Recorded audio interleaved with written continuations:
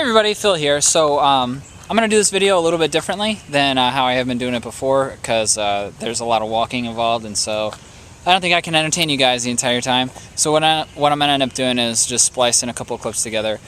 So first off, I want to show you guys, that's the farmhouse I've been staying in. There's a video that I posted a little while ago about that. So what we have to do is we have to walk from the farmhouse down past the bank barn, then wrap back around this trail, then come back down here to where I am now.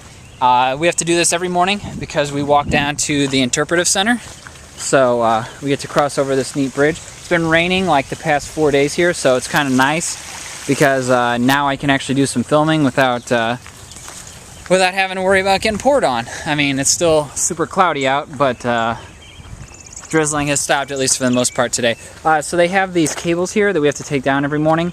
They're supposed to prevent deer from coming in. It's just a small shock. I don't even know if, yeah, it's not even on right now. But the deer don't really seem to mind because they can hop clear over it. So lots of mornings we'll find them just munching on the garden. So the first place that we come to here is the tool shed. There are a whole bunch of their tools. We have some rakes up here. We actually did a blog post, well, Brad did a blog post on the tools that we use. So this is where we store all of them. So I'll be right back. Okay, so over here, let's see, we have the shed over there. I just walked over here, so hopefully you guys felt like you just teleported with me. Over here, we have their compost piles, which they rotate them every couple days.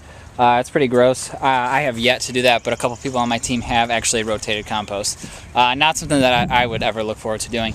Then they have a whole bunch of gardens. They have a lot of private gardens, like you can rent some garden space from them. We actually have some bee boxes. I'll zoom. There's some bee boxes over there, which they're pretty active. We're not allowed to touch them. I actually got a brief little tour. This bee expert came in and he showed us all about them. So it's actually kind of cool. I'm actually really interested in starting my own bee box now that I have a pretty good idea of what that's about. So over here, this is the interpretive center. Every time that I say interpretive center, I want to say visitor center, like Jurassic Park, because it's right at the very front. We have one golf cart. It's 4-passenger, but we're only allowed to take one, or I guess it's 3-passenger, 1 driver. We're only allowed to take 1 extra person, and sometimes we carry supplies, sometimes we don't even use this one at all.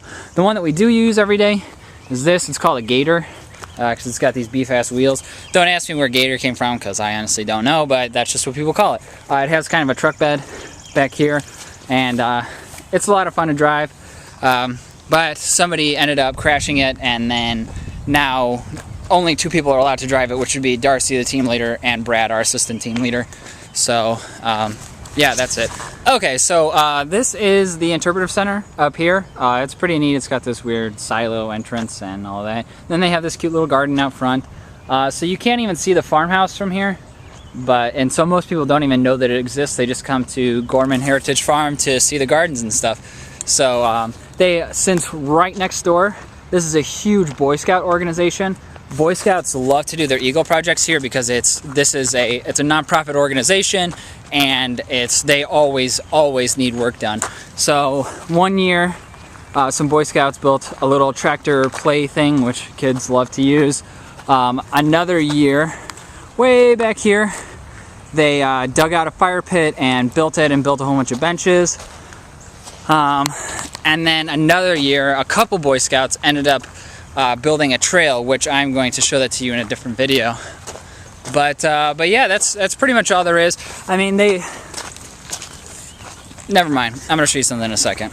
Okay, so over here we've got this greenhouse, and then they actually have a whole bunch of trees. They call it their orchard. So yeah, here's this greenhouse, and then they have apple and cherry trees over here. Now over here, I'm not entirely sure how this is supposed to work, but John, their lead gardener, he is making an herb spiral.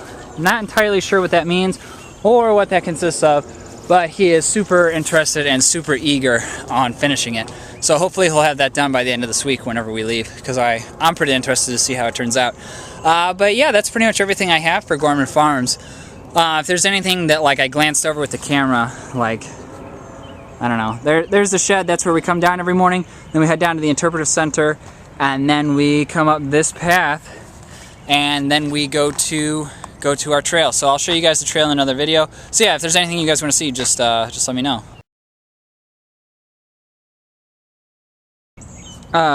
Which, by the way, apparently if you hang soap from trees or hang it around your garden, deers won't come, and I thought that was pretty funny.